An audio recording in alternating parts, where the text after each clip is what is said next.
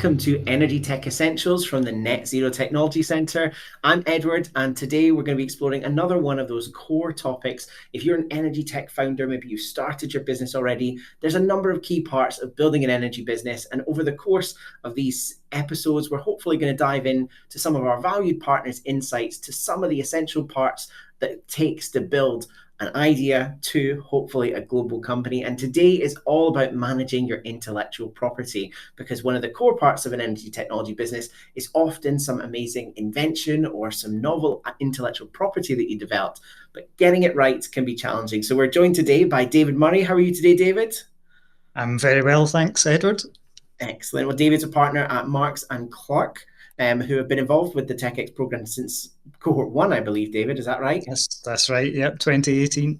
Excellent. Right back to the start. So David has lots of experience working with our TechX partners, but equally, he has also had that product design engineering experience. He has a degree, a Master of Engineering degree from after 2004. He's worked in IP, he supported the TechX Accelerator program, and has also been an active part of the program ever since. So hopefully lots of experience to draw upon, both from working with startups to his career in intellectual property as well. So David, we're maybe going to kick off, and you could probably do a better introduction to your work and what you focus on than I do. So starting off, just a brief introduction to yourself and the organization, but also this opening first question is, what do you think the ideal journey for a developing energy technology startup is in terms of their IP? So how do they take steps? What would their dream steps be as they go along that process to maximize the value of their intellectual property as they go along from startup initiation to commercializing technology? Okay, well, thanks, Edward, for that kind introduction. I guess by way of further intro, I've been in the patent profession for just over 20 years now. I'm now a partner in Marks&Clerk, one of the largest firms of its type in the UK and Europe. In that time, I've assisted clients across the full spectrum, from oil and gas majors to SMEs, startups and universities. But by far, the majority of my work has been in the energy sector. In fact, one of my favourite experiences was assisting a startup in Aberdeen who had their prototype set up in a shipping container down by the harbour in Aberdeen. Now, for those who know Aberdeen or don't, but it can get quite cold in winter. And all I can remember thinking as they excitedly explained all the features of their invention was, how on earth I'm going to capture everything they were saying, because I couldn't feel my fingers. Anyway, we got there. So as you say, as a sort of prompt for today, that's to think about the ideal journey for developing an energy technology and the steps from an IP perspective that you could take to protect and maximize the value of the IP. Now, perhaps won't come as a surprise that I don't think there is an ideal journey per se, predominantly because every business is different and has different goals. However, I do think there are a couple of key things that really do help put the foundations in place for success. And in fact, these are things that we have implemented with a number of the TechX pioneers. First and foremost, I think the first message that I would say would be to act early. So in my experience, the majority of problems and challenges occur when actions are taken without first considering how this might impact your IP position. Now, this is, of course, understandable, and there's always ways and means to limit damage. But, in my experience, it's too often been the case that rights and, by extension, the commercial benefit that could be derived from those are lost or limited. So what do I mean by that? Well, from in the IP world, it's often the case that you need to keep things secret until you've sort of put the foundations in place from an IP perspective. So my sort of day-to-day job is in the patent area of IP. So that's the area that protects sort of new technical improvements and new inventions. And in order to sort of establish valid rights, it's necessary to file a patent application before you make any non-confidential disclosures of that invention. So you can see that too often the unwary are, perhaps discuss their invention in a public forum, which again, understandable because they're looking to sort of maximize their exposure. But if you make those disclosures too early, you can actually limit or even prevent you getting valid rights in the first place. In fact, so from my perspective, this is one of the key benefits of the TechX program itself, is because it engages with people at such an early stage, and it creates that network so that people, like me, can get the message out there around disclosures and what you can and can't do in the circumstances.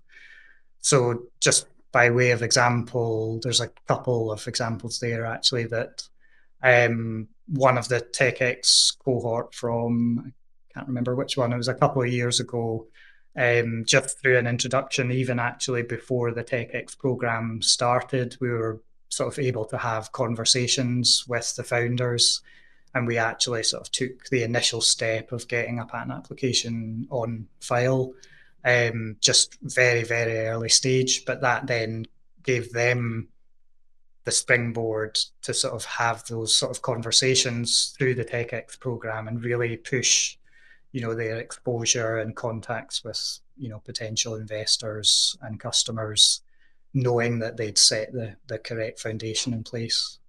The other one, which was perhaps the year before, was someone who came to the program with existing IP in place. But it's one of the features, certainly, of the patent process that there are certain non-extendable deadlines that need to be kept to in order to protect your inventions worldwide. So it just so happened that actually during the conversation, we managed to identify that a sort of urgent action was required in order to protect the client's position as part of that global strategy. And actually, we were able to sort of take that action very quickly. It wasn't a particularly complex thing to do, but it protected them in order to maximize their rights, and again, set a foundation for them to then go on and license and sell the business at the end of the day.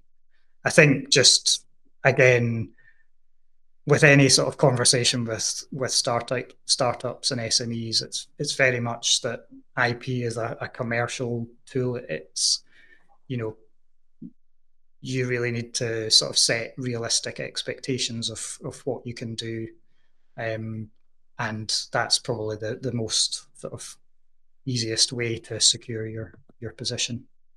I think the second thing that I would I'd always advise, and again is something that we've implemented with numerous actually of the TechX startups, was to develop a basic system for capturing and managing the IP. Now, for startups, that absolutely does not need to be complex in any way. But again, it's all about laying that foundation in terms of, one, being able to recognize what you've got in an IP space, whether it's a new invention, understanding your positions from a branding standpoint. All of these aspects come into play. But if you can develop a system that allows you to capture that, then it allows you to make sensible and credible decisions in terms of your sort of overall IP strategy, how you approach the market. All these things come into play. In terms of management, again, it doesn't need to be a complex system, but by managing your IP, it shows, particularly, the conversations are often around, readiness for investment. By having that system in place, it allows you to present yourself credibly to those investors, that you're not, you're really maximizing this, the spend that you do have available, and you've been able to recognize and protect the real key assets of the business, which ultimately is what you're trying to do. That's it from me.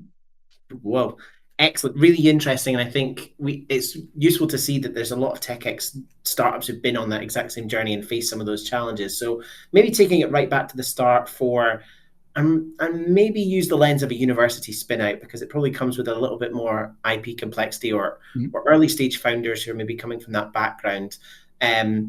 Talk to me about the behaviors in terms of just how they go about that. So whether it's possibly a university spin out, or maybe yeah, let's start with the university spin out. Sure What thing, are yeah. the behaviors that the founders should be putting in place in terms of making sure that they act early, they are protecting things in the right way? University spin outs, might be wanting to publish lots of papers or talking about a conference. They'll be going around the university talking about, oh, you'll never believe what we achieved in the lab today.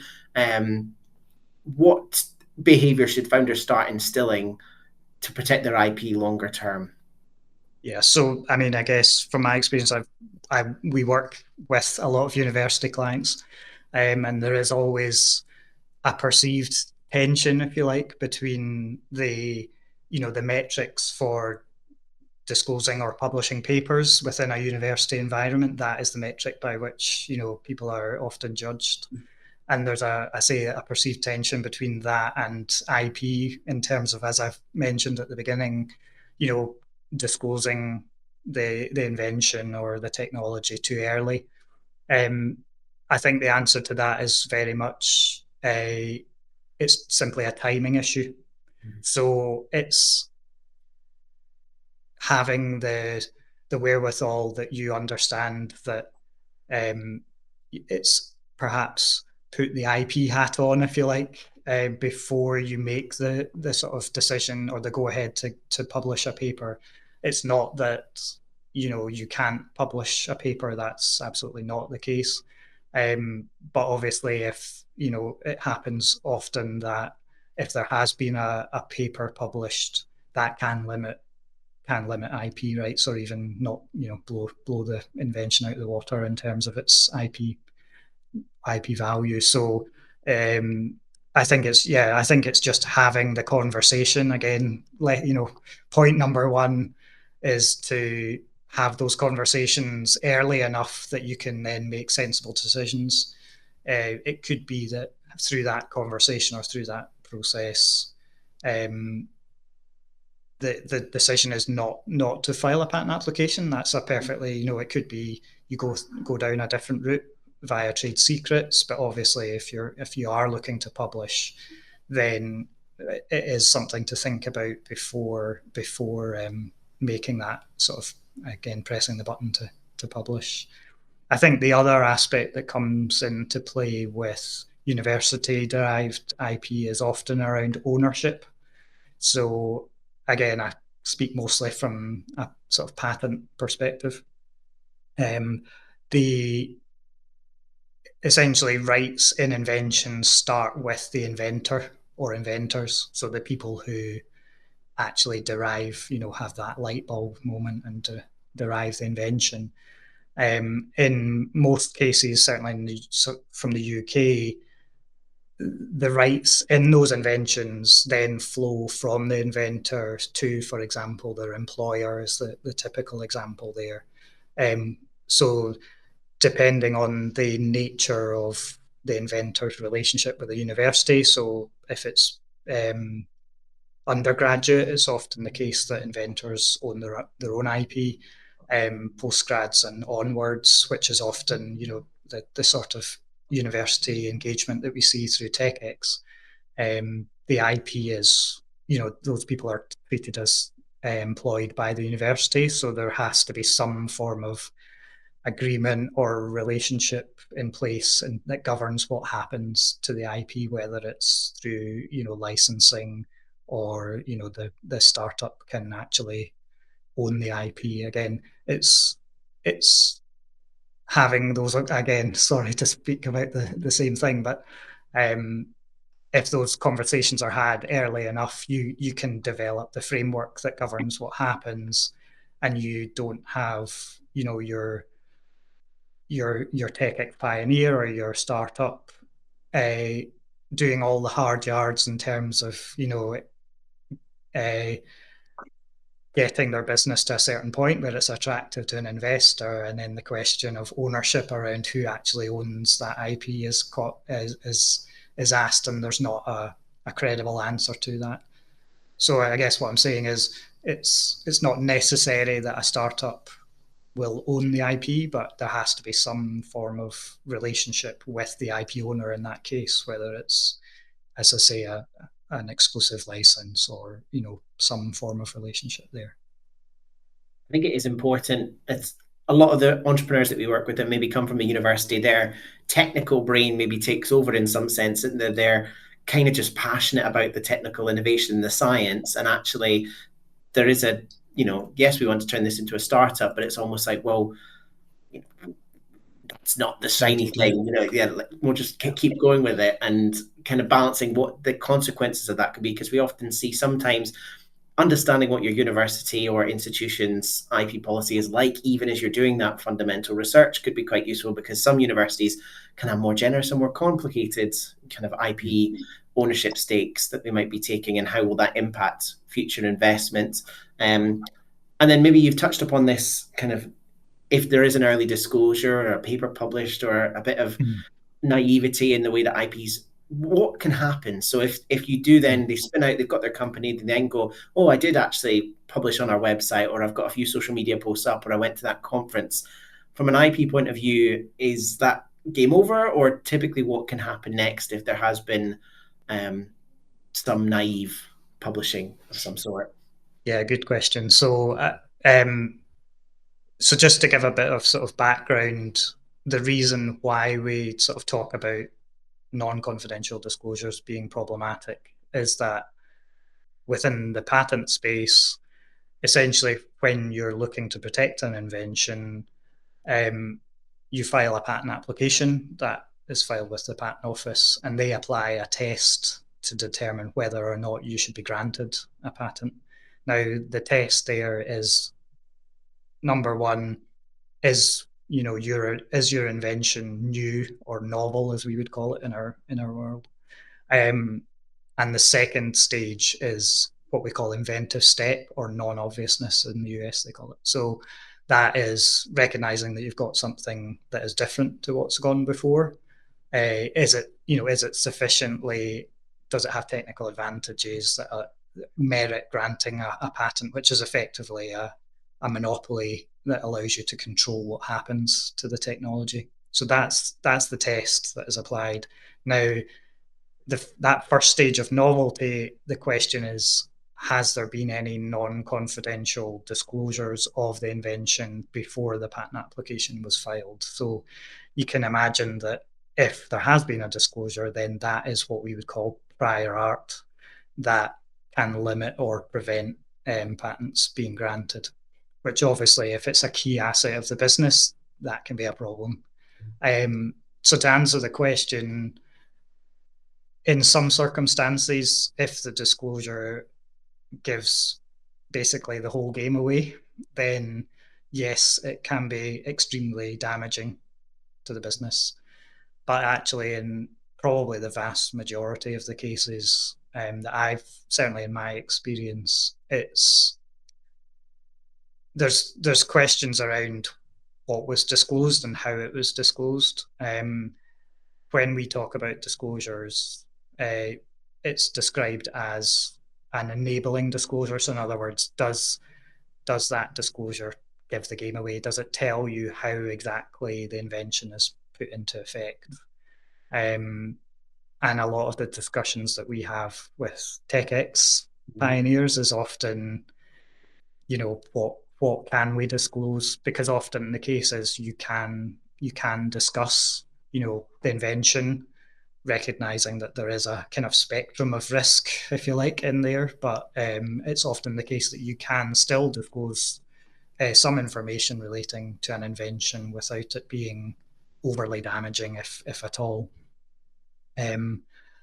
If there has been a sort of substantive disclosure, if you like, and it is an enabling disclosure, in other words, there's enough information there that it would knock out some or all of your claims of your patent, it will either one, knock you out entirely, two, potentially limit what you can, in terms of the breadth of the patent that you might otherwise have been able to achieve, it might limit what you can get.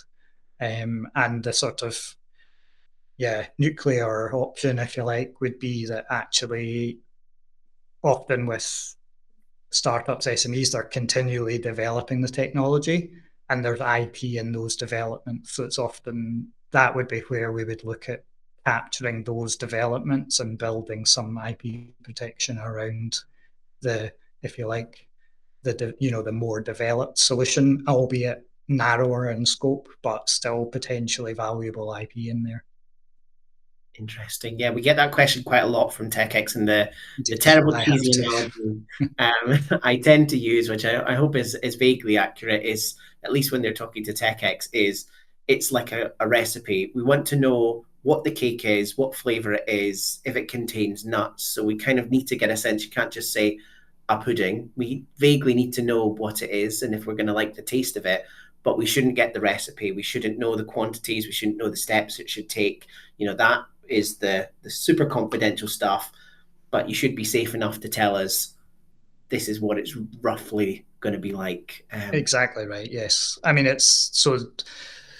How would I say it's often the case that your best position is, to have the IP established and filed with the patent office. You don't have to have the patent granted, as long as you've filed it. That is the point that's dictating whether or not disclosures are prejudicial to getting you the patent.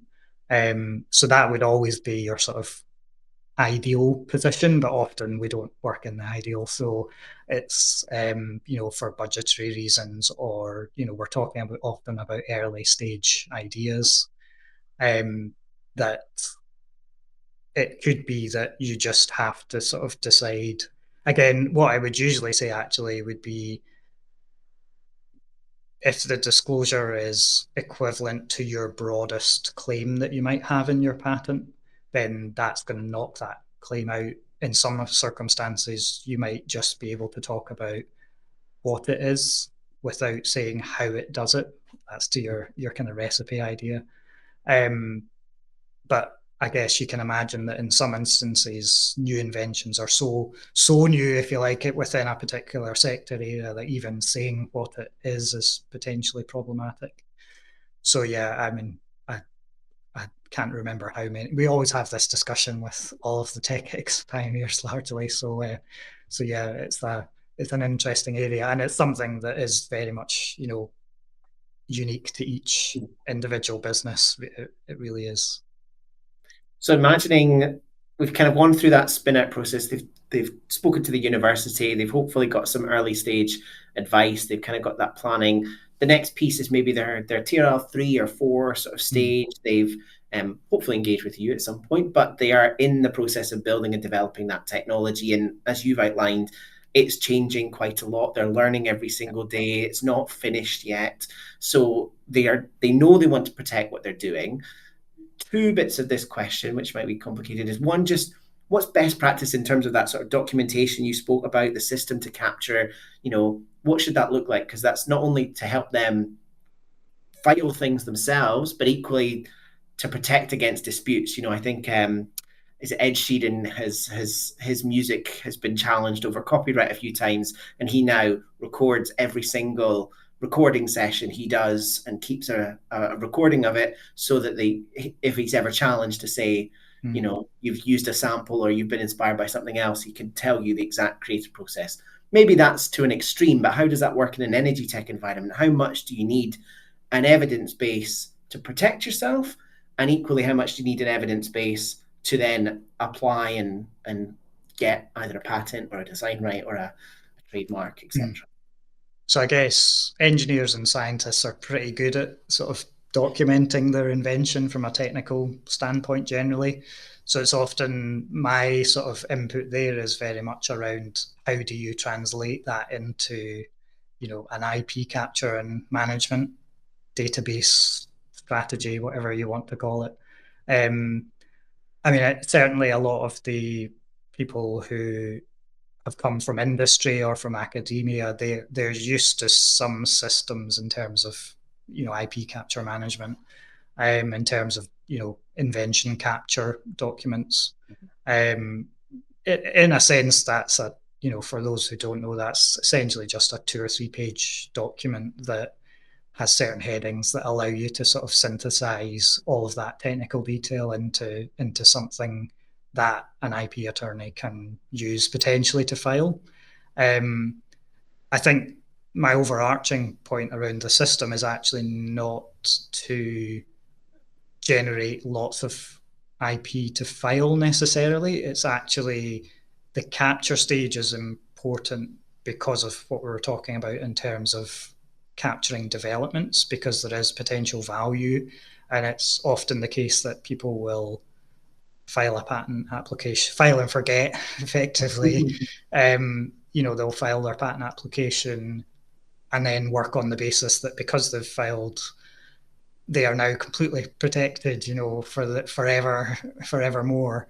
And, obviously that's potential lost value to the business, as well as, a potentially risky strategy in the long term, in terms of sort of cliff edges where your IP protection drops away and you're completely exposed to competitors at that stage, which is an interesting conversation to have when you're talking to, founders who incorporated 2 days before, and you're saying, well, have you thought about what your IP position is going to be in 20 years' time? But I think very much that is, having those sorts of conversations at that ridiculously early stage really does set you up properly. And again, from a sort of outside standpoint and due diligence, you're just so much more credible when you know the track that you're on. So in terms of capturing developments, it's often my sort of advice around that is that you're then making sensible decisions about where your priorities are. So my sort of typical IP capture document has a little box on it that sort of prioritizes the IP in terms of a kind of 1, 2, 3 grading.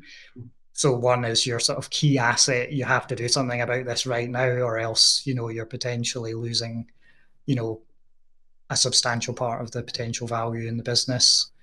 But the second grade is, it's something that's important, but perhaps something to not take immediate action on, but to revisit in, as you maybe perhaps 6 months or a year's time, or sort of an annual review type situation.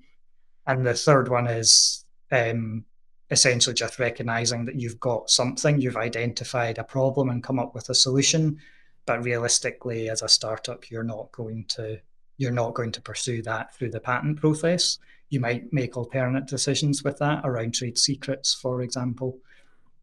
But it's a sort of essentially just a useful to have, but you don't need to do anything. So again, when it comes to a due diligence exercise at the end, your startup SME is not a one-trick pony. They've, as a third party looking at the business, you can see a pipeline of IP, you see a system in place for capturing and making sensible decisions about that. You've hopefully protected the main assets of the business, but you can see everything else. It's a kind of, a full 360 in terms of the business proposition, I think. Yeah. That's really helpful, because I think imagining maybe it is the due diligence, maybe it's a sort of TRL 4 or 5, they're still relatively early stage, and maybe it's an investor or a grant funder, and they open that book and they have a look in. So they've kind of got these systems in place. When I'm thinking of IP, I'm often thinking of the engineering. It's the engineering drawings, it's an experiment, it's a chemical formulation, but actually what other things are sort of in the box, because it's not just necessarily the engineering. I guess there's maybe marketing, branding. If you were to look at a TRL 4 or 5 startup, moderately sized, what would you be expecting to see from that invention process? What's the typical list of IP assets that a startup would have that maybe need different types of protection? There's maybe the core engineering thing, that's maybe the patent that we've spoken a lot about, but they may have other assets. What could they be that you would generally expect to see in an energy tech startup?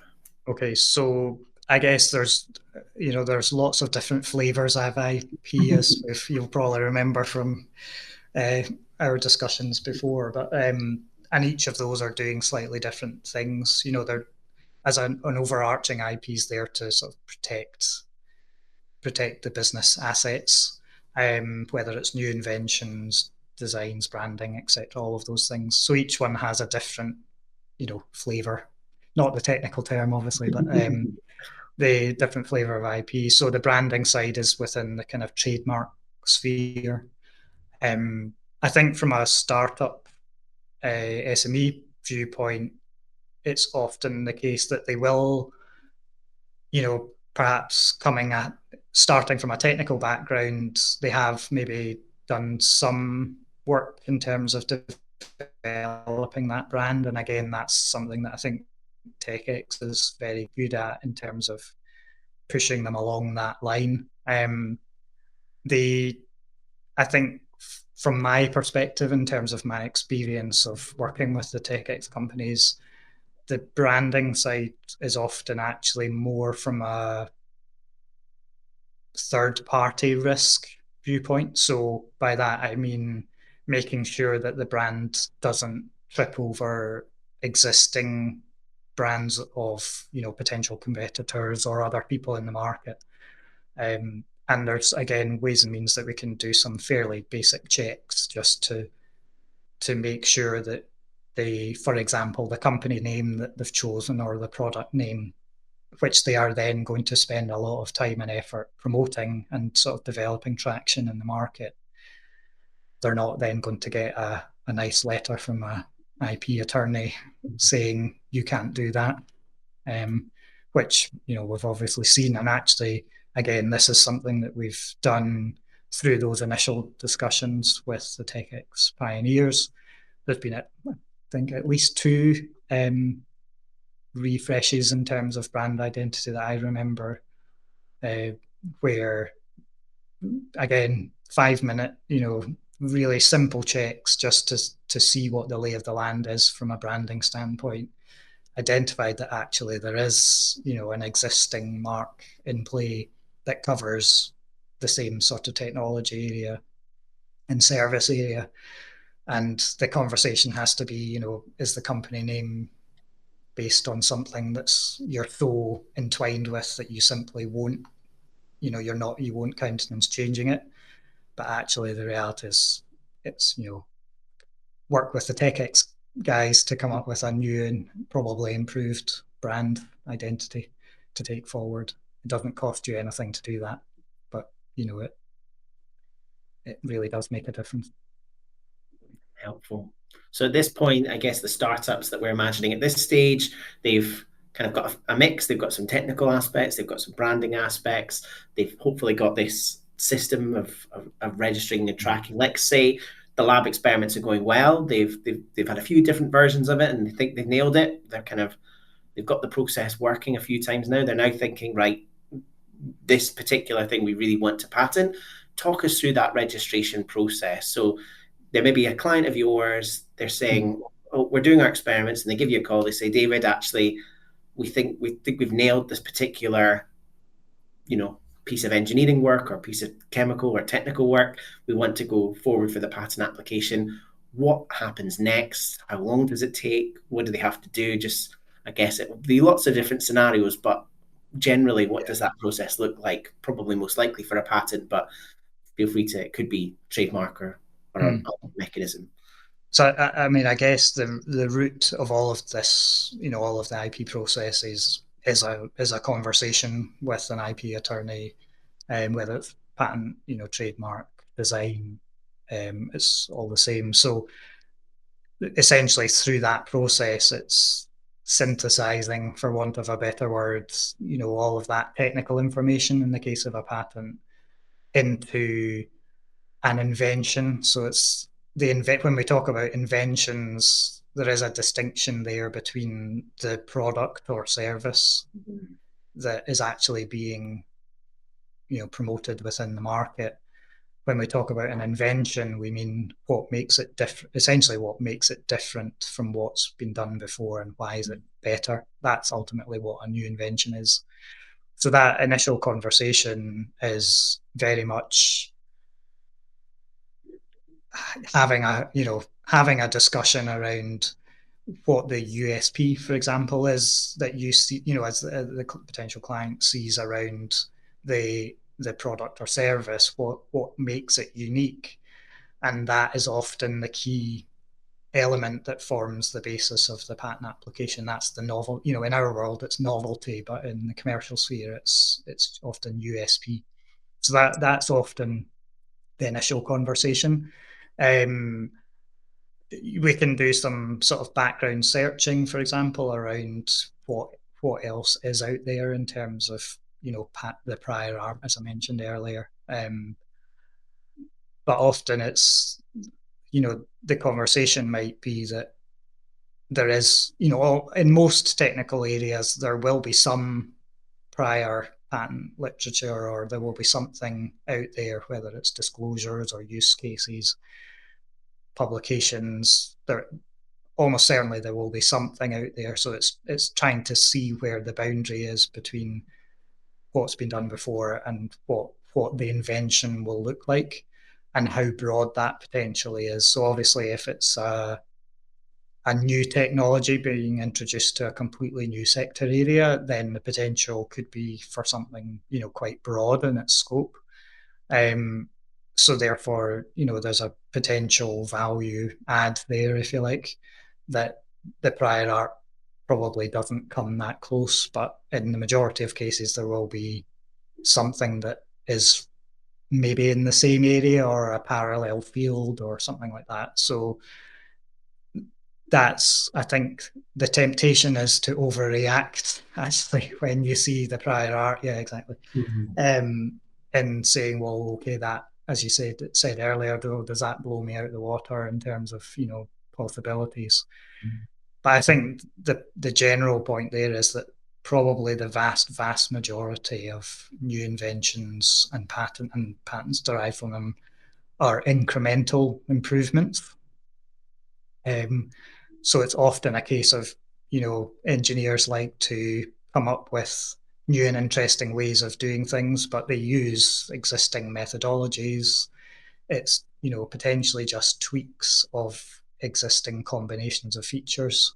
So these are all things that is absolutely the meat and drink of that my day job essentially is developing and sort of converting that information into a patent application, which then has to go through the patent process in the different countries. Now, it's worth mentioning here, of course, that just the way that the systems are built, that IP is generally jurisdictional in nature. So a UK patent covers the UK, a US patent covers the US.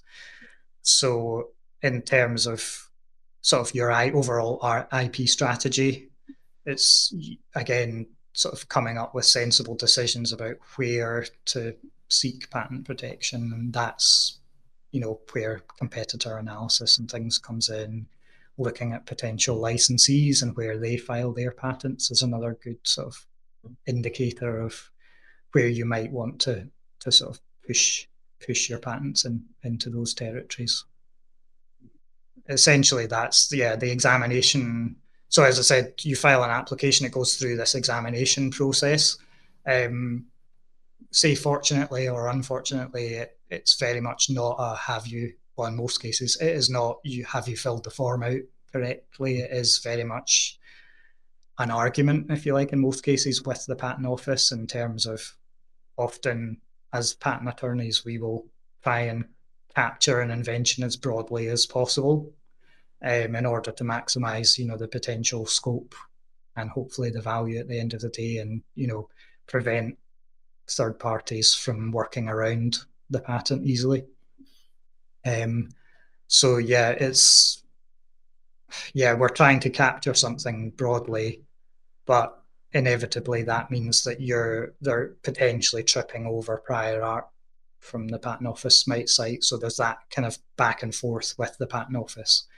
in terms of what you can ultimately get at the end of the process. So that is something that has to be factored in, particularly from a budgeting standpoint. To sort of recognise again, it's not just file and forget. There does have to be a sort of active. There is an active process there in order to actually see the patent come to fruition. It's helpful to see, because I think even at this relatively early stage, there does need to be a maturity from the experimental culture that maybe is, let's just keep experimenting. We've done things, to actually knowing the long-term commercial realities and possible product lines. Because if you're deciding what locations to go into, you need to decide what scope you want the patent to go into. You can't just have invented something and think, okay, well, we'll just chuck it in and see where we get to. Because then if you try to commercialize it in one way or in a different geography, there's all those challenges. I guess this is probably an interesting time, because you also spoke about that wider searching and competitor side, to bring up the topic of AI and the role of AI and how that can influence. So again, probably more and more startups are relying on AI tools as part of, possibly they're putting experimental data into AI, or maybe they're using that for research purposes, or maybe they're getting AI to fill in the patent application. There's probably lots of different layers. I don't know. But what's your view on positives, I guess, and maybe challenges around how startups might be using AI, large language models, to contribute to their technology development? So yeah, I mean, obviously AI presents a massive opportunity to sort of develop new technologies, either using AI or in core AI itself. But even just in terms of the process, as you say, whether it's searching or writing patent applications, it's a tool. It's a very powerful tool. I think, as you've probably alluded to, there's risks there as well in terms of information that, again, comes back to my initial point around disclosures. There does need to be a bit of sort of a sensible head when it comes to what information is, basically fed into the AI systems, because that information can pop out the other end if someone else puts in a similar query as the kind of nuclear scenario. So that, I mean, obviously there's ways and means around that in terms of, using off-grid versions of the AI systems and things. So, but yeah, I think we're very much sort of at an early stage in terms of how those tools are implemented. But we are, I am seeing that with sort of day-to-day casework, that people are coming to us with, draft sets of patent claims and things that they've used AI to assist them with that. And I say that's useful for us, but also, I think it's still at an early stage, really, in terms of, there's the AI needs a bit of help, I think, in terms of, it's not quite there yet.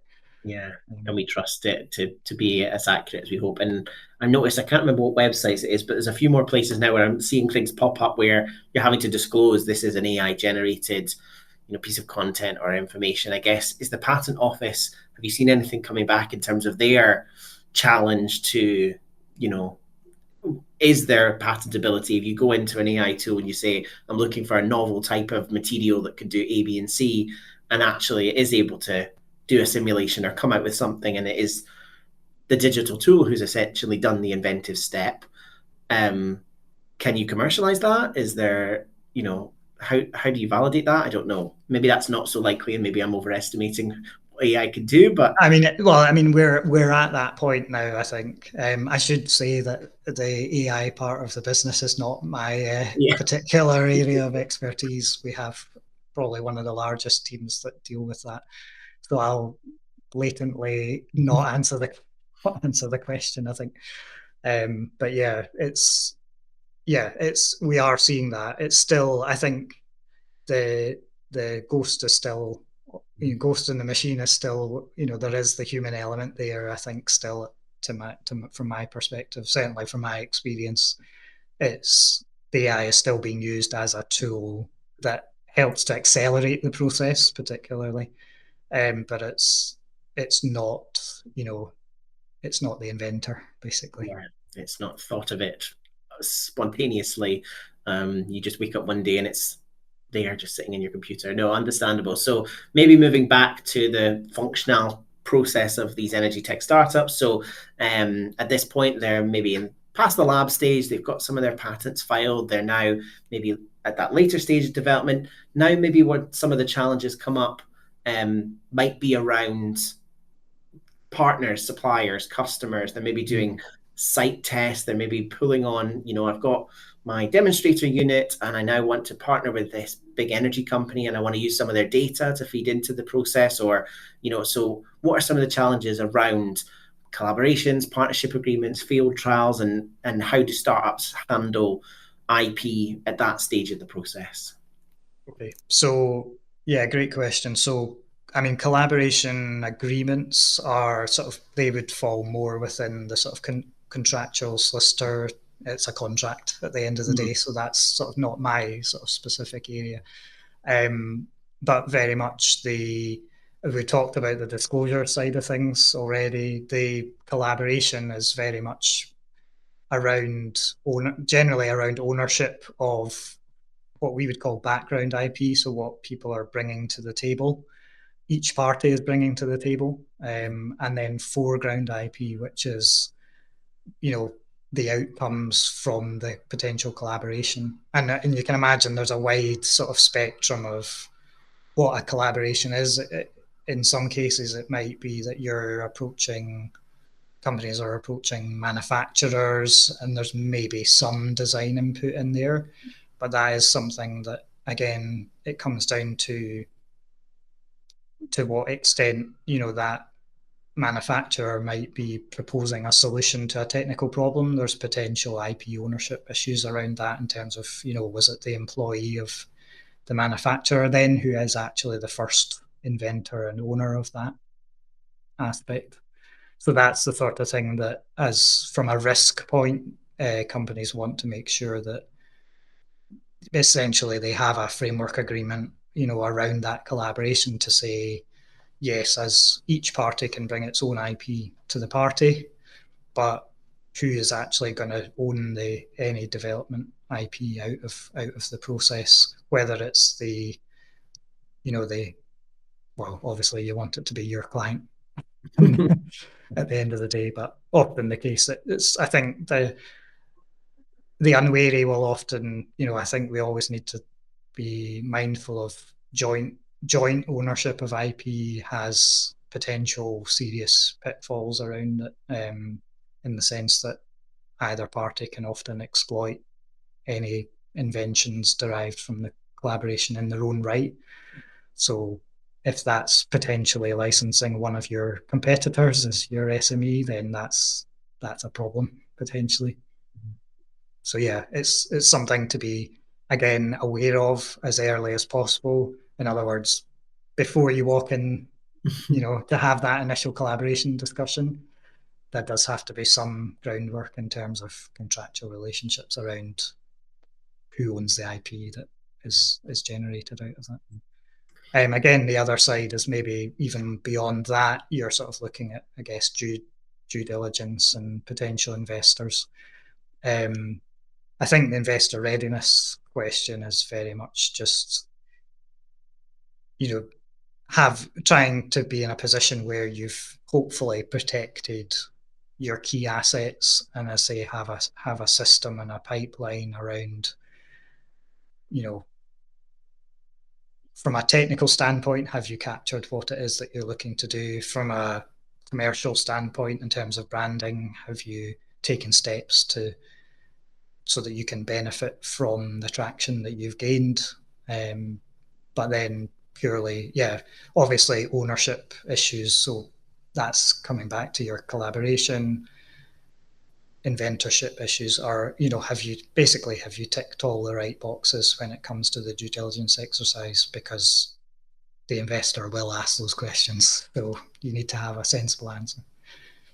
Keep your paperwork, keep it all organized. One of the common things that there's loads of different models when we talk to startups, and they're often these linear processes. So in TechX, we often talk about the technology readiness level scale, so from idea to commercialization, but you could layer on top of that the sort of adoption readiness to the manufacturing readiness. And I'm almost visualizing the sort of IP mapping to say, well, what are you bringing in, who owns it, and how are we bringing it in? And then almost as you evolve, making sure you've got that clear through line to say, well, the novelty is here, and this is how we make sure we protect it all the way through to commercialization. But one of the challenges, I guess, is at any stage along that process, you can be challenged with a dispute, with a sort of legal order, either from someone else has seen your technology and doesn't agree that you've got the rights to it, or maybe they think they've got a patent that you're infringing upon.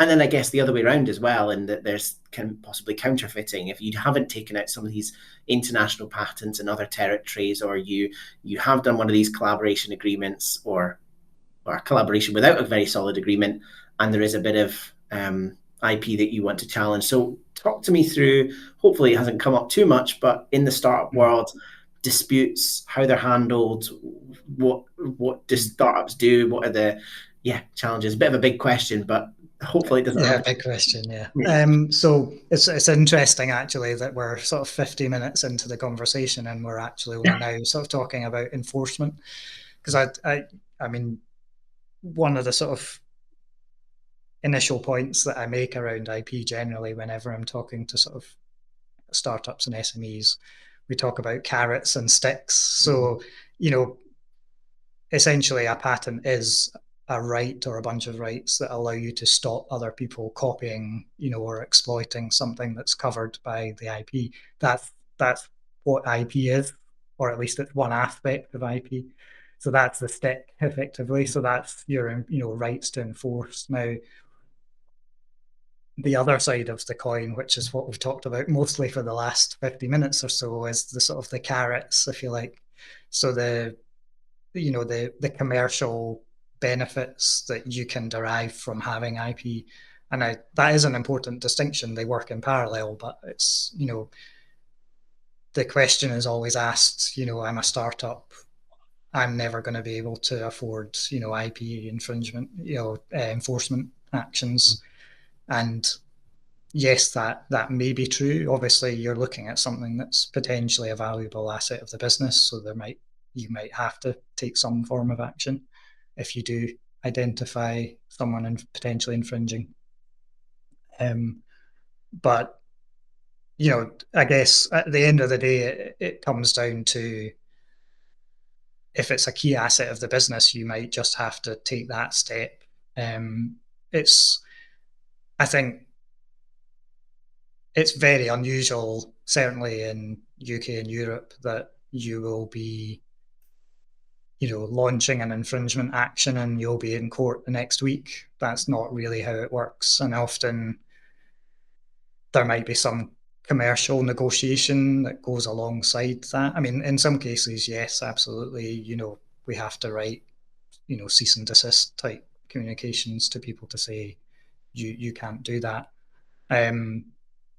But often there is a conversation around commercial, especially it's very dependent obviously on who that other party is as well. So if it's a direct competitor, then it might be more of the stick that you would have to use. But it could be that actually you could, that might be the start of a conversation around licensing, for example, that there's a commercial solution out there that both parties can come to a resolution. So, but yeah, it's well, certainly in my experience, it's fairly rare that people will go all the way. There's also built into the patent systems, for example, there are ways to oppose and file observations and things in relation to other people's IP without, actually taking action. It could be that you file an opposition, for example, in Europe, or some form of opinion request at the UK Patent Office. There's a bunch of tools in the toolkit that we can use to challenge IP or potentially restrict what other people are doing without going to court. Is there ever a chance where partners early in the journey, so I guess maybe universities or others, would actually some of that dispute, that stick type approach comes up? What's instances where that stick approach might still need to be used? Maybe with universities, with ex-founders, with suppliers. Is there any examples? Well, I mean, there are. I don't know if I can sort of go into them in detail, but I think that use that experience, if you like, in terms of the paperwork and making sure all the I's are dotted and T's are crossed when it comes to establishing ownership of IP at the early stage, because it's invariably it's when that hasn't been done or hasn't been done, as sufficiently well, that's when the dispute comes, because there's a question mark over, who the inventors are for that particular piece of technology. Well, if you've got all the paperwork and, contracts, assignment documents that transfer rights from the founders, inventors into the business, you've got it in black and white, essentially, so that you kind of avoid those sorts of issues, hopefully. But yeah, it is something that comes up. It's impossible to completely eliminate that as a risk, but you can take fairly basic steps to certainly reduce the likelihood of that happening. That's been very helpful. So I think we're almost approaching the end now, but I think we've built out that foundation in terms of what maybe those carrots are, what good practice looks like, how to act early, how to make sure you think about your timing, getting those provisions in place, not disclosing too early, all the way up to then looking at kind of trials and collaborations and how that looks. Maybe again, thinking about slightly later stage startups, maybe some of the ones that have been through TechX, and not in particular, but as they're in that later stage, what are the kind of calls, emails, panic messages that you get? Is there a couple of likely things that come up at that slightly later stage that, is also mindful that we haven't spoken about yet, that actually are things that you have to deal with day to day that we maybe haven't touched upon that startups face? Yeah, I suppose for I guess it's how to manage IP within sort of the growth strategy of the company. Invariably, your startup is one or two founders, a small group. Often they're technical people, I guess, in my sphere. They've taken that step to sort of learn all the commercials that come with that. But then they're looking to grow. You're taking on new starts potentially. So I guess it is really. Sorry, I know I go on about the sort of setting up that foundation at the beginning in terms of the process, but it's often simple things like making sure that any, employees have IP clauses in their employment contracts. Again, not my specific area, but just simple steps around, if you've got an IP capture, I quite often, for the larger companies, will do IP training, for example, for an engineering lead team, for example, so that if they didn't know before, they have a bit of a grounding in terms of the questions the right questions to ask, and just even the jargon around IP. They can talk the talk as well as, or walk the walk as well as talk the talk. But yeah, so I think in terms of that growth process, it's using that foundation and then expanding that out to when you do get new people coming in. Obviously, it's something that we might be discussing around licensing. Again, not my particular area, but there's, we can create a team, if you like, around what's the best way to license that technology. Or, again, if you're looking at an exit, is that, potentially do a bit of due diligence beforehand to make sure everything is in place. Have we kept, IP health check almost, are you in the right place for when that phone call does come in? Because you're hoping and expecting that that phone call or email is going to be sooner, because you are that much more developed. You're in the market. You're, hopefully you're commercial. You're actually gaining income. You can, of course, when you're looking at licensing, you're actually bringing income using your IP to generate income as well. So it's the same basics, but yeah, again, expanding that footprint, if you like, of your management, capture and management side of things to cope with extra bodies, potentially more complex issues in terms of commercial situation. But yeah, it's same principles. Same principles. Act early, get your paperwork right, get a good patent advisor, and build those systems. Well, thank you so much, David. That's been very, very helpful. A lot of these questions we hear very regularly on the TechX program, but it does take a lot of detailed discussion to really get into it, I think, with each of the individual cases. So thank you so much to David and Marks&Clerk for so much of your support over the past few years and for the session today. If you want to get in touch, I'm sure we can make introductions to David and his team if you are in that step of trying to find support to help you. David is one of our valued partners, so hopefully there'll be opportunities to work with them there. Today's been all about managing your intellectual property. We have other sessions as part of our EnergyTech Essentials, exploring everything from investment legals to engineering to developing your pitch and your storytelling as well. So we look forward to joining another session soon. Thank you so much to David, and thank you from all of us at the Net Zero Technology Centre.